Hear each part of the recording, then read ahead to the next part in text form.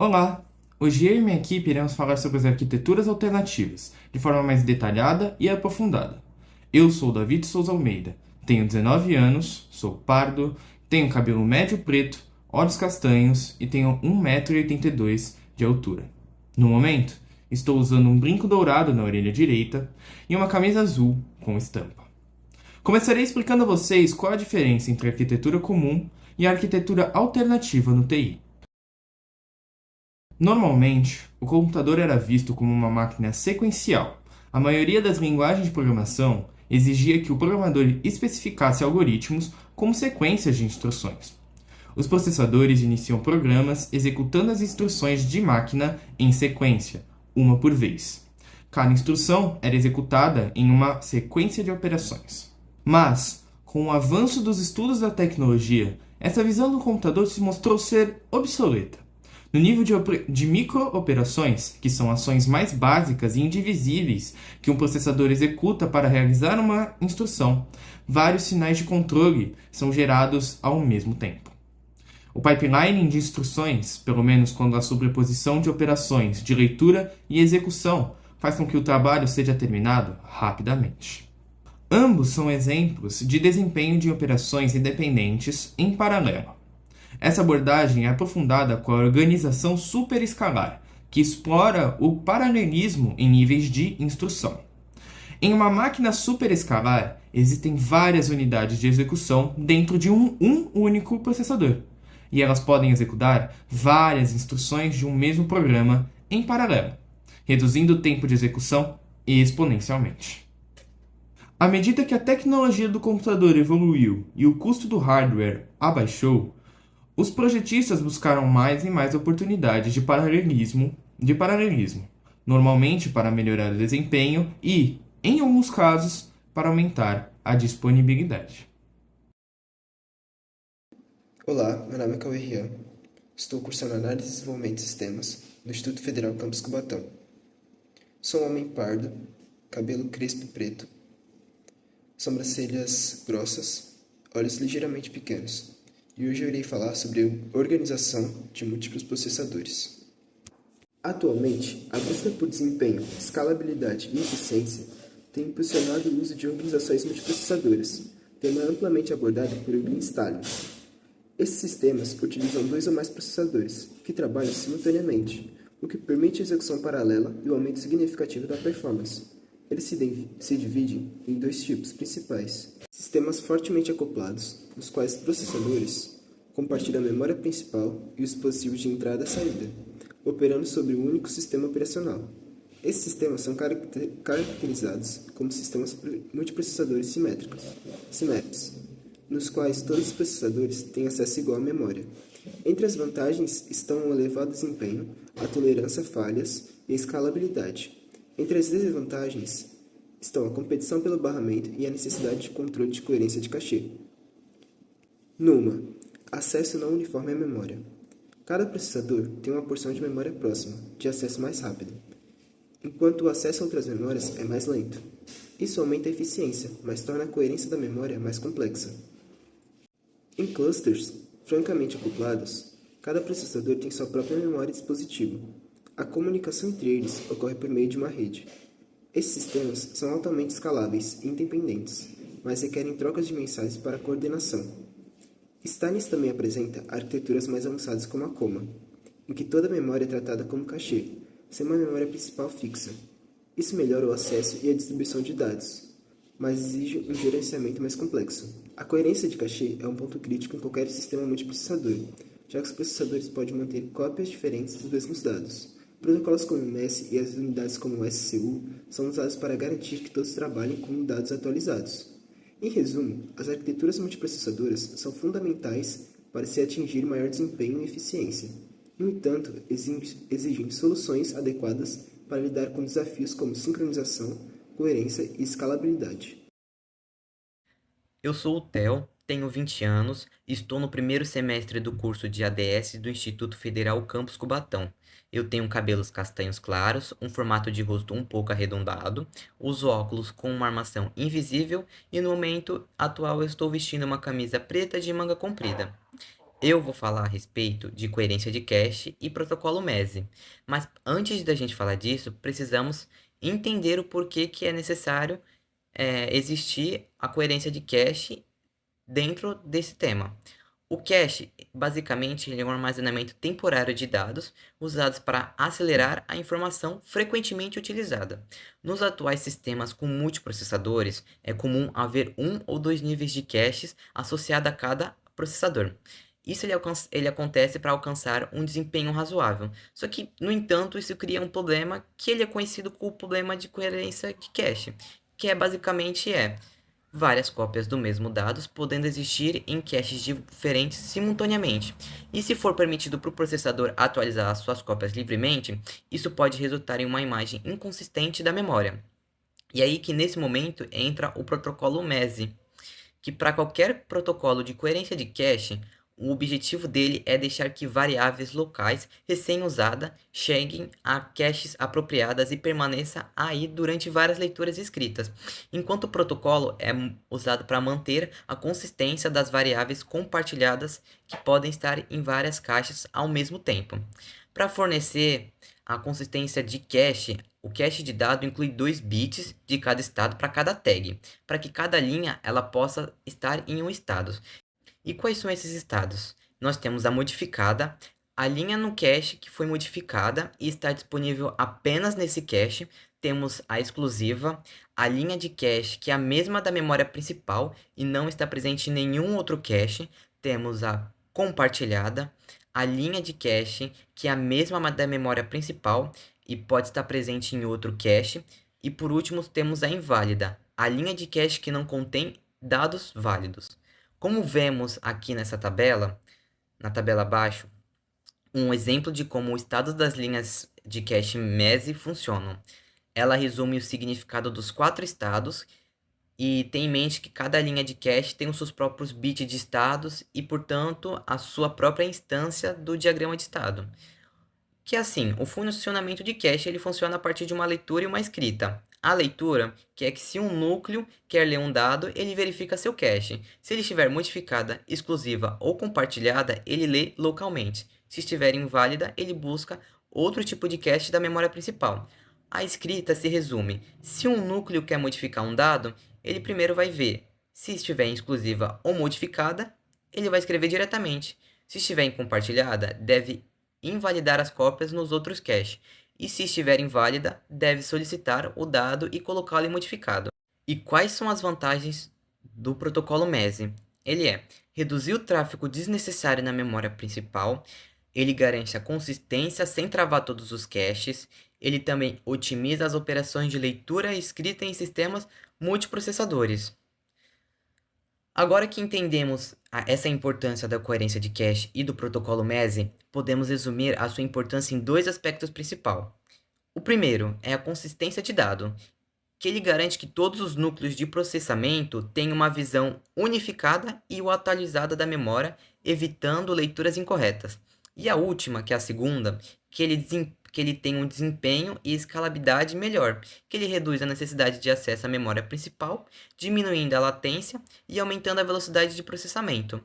Em resumo, dominar esses conceitos ele é crucial para o desenvolvimento de hardwares avançados, sistemas operacionais e softwares otimizados, tornando esses temas indispensáveis na ciência da computação e engenharia de sistema.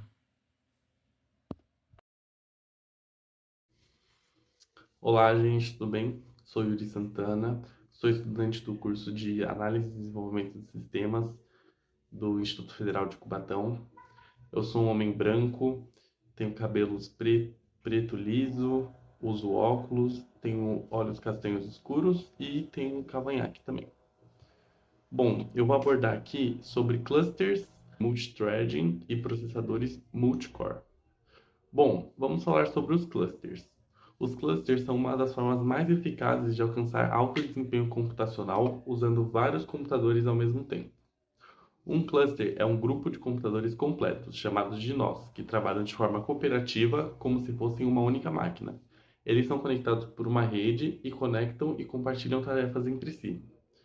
O maior benefício dessa arquitetura é a escalabilidade. podemos adicionar mais nós conforme a necessidade, sem redesenhar todo o sistema. Além disso, os clusters são altamente tolerantes a falhas. Se um nó falha, os outros continuam funcionando.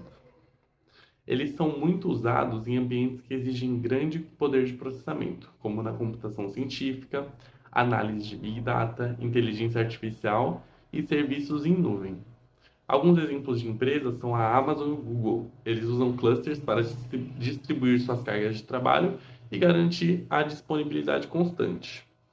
Ou seja, os clusters eles oferecem uma combinação poderosa de desempenho, flexibilidade e confiabilidade. Bom, na imagem que está na tela agora, ela mostra dois tipos de configurações de servidores, em um ambiente de alta disponibilidade.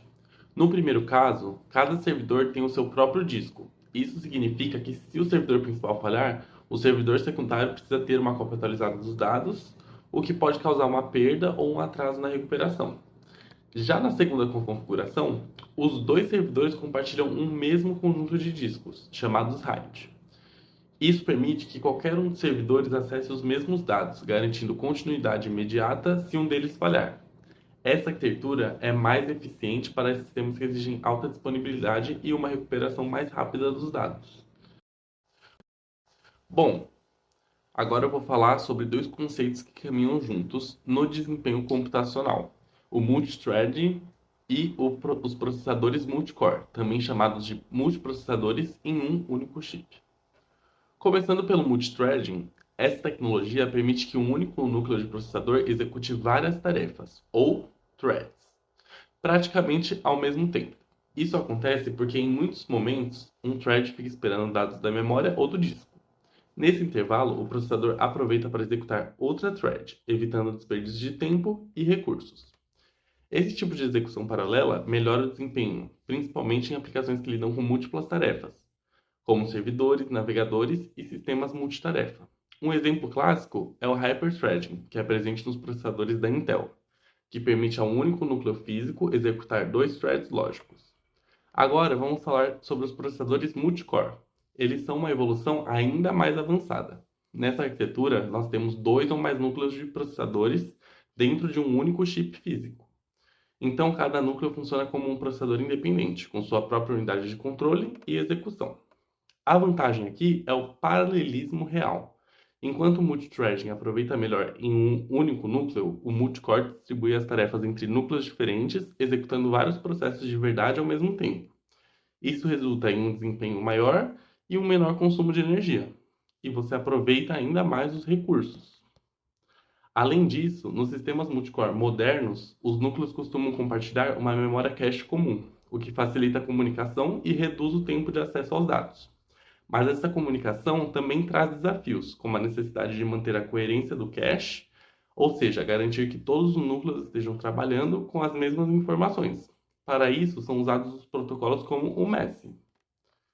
Essas tecnologias elas estão presentes hoje em praticamente todos os dispositivos, de smartphones a supercomputadores, e elas são fundamentais para aplicações que exigem alto desempenho, como jogos, edição de vídeo, inteligência artificial e sistemas multitarefa.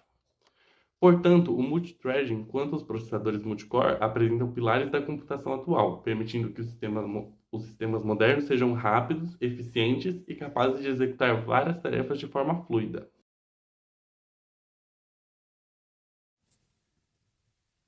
O desempenho de hardware e software.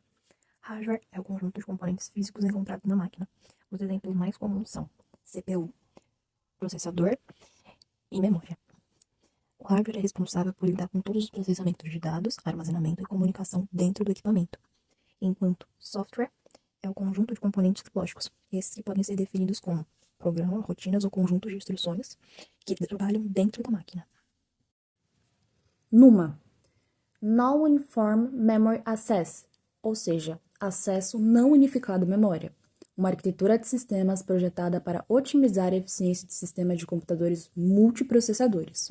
O NUMA configura um sistema com vários nós de memórias conectados a um ou mais processadores, o que permite diminuir a latência no acesso à memória, garantindo que os processadores acessem principalmente a memória localizada fisicamente mais próxima deles, evitando assim o gargalo experimentado no sistema UMA, à medida que aumentam em escala.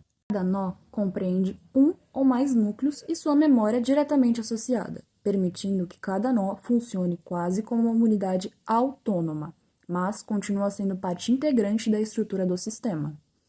Essa divisão melhora o desempenho ao localizar o acesso aos dados e simplifica o escalonamento, pois cada nó pode ser adicionado ao sistema ou configurado de forma independente, com base nos requisitos. Os nós atuam como uma unidade fundamental de computação e memória dentro da arquitetura NUMA. Olá, meu nome é Giovana, sou uma mulher parda de cabelos cacheados escuros, uso óculos de grau e apresentarei um pouco sobre a arquitetura multicore para vocês. Esse modelo surgiu como uma resposta à necessidade de maior desempenho nos sistemas computacionais, ao integrar múltiplos núcleos de processamento em um único chip. Com isso, tornou-se possível executar tarefas em paralelo, aumentando a eficiência da execução. Entre benefícios, destaca-se a eficiência energética, já que os núcleos mais simples consomem menos energia. Aplicações que utilizam múltiplas threads, como sistemas operacionais e softwares científicos, obtêm ganhos significativos com esse paralelismo. No entanto, há desafios, como a sincronização entre os núcleos e a coerência de cache, que são tratados por protocolos como o MESSI. Com o tempo, evoluiu-se para a arquitetura multicore heterogênea, como o modelo ARM Big Little, que combina núcleos de diferentes capacidades no mesmo chip, otimizando o uso de energia conforme a carga de trabalho. Além disso, a incorporação de unidades especializadas como GPUs e NPUs tornou esses sistemas mais versáteis, capazes de atender a diferentes tipos de processamento. Esses avanços demonstram como a arquitetura de computadores continua se desenvolvendo para atender às demandas de desempenho, especialização e eficiência dos sistemas modernos. Agora, com o término da apresentação, podemos concluir que as arquiteturas alternativas são extremamente importantes, não só na nossa realidade, como também para o futuro. Por conta de tecnologias como multicore, clusters, o NUMA, o multithread e o multithreading, que vão acabar ampliando as possibilidades da computação moderna, sendo essenciais para áreas como a inteligência artificial, que tem sido uma área que tem evoluído com o tempo, a Big Data e a computação em nuvem, que mesmo que, entre aspas, obsoleta, tem se tornado cada vez melhor. As arquiteturas alternativas são a base para toda a nossa tecnologia moderna e são essenciais para que evoluamos, para que nossa tecnologia evolua e continue evoluindo. Aqui na tela está a referência que usamos para fazer toda essa apresentação para vocês. Muito obrigado a todos por nos escutarem eu e meu grupo, e um bom dia, uma boa tarde e uma boa noite. Até logo!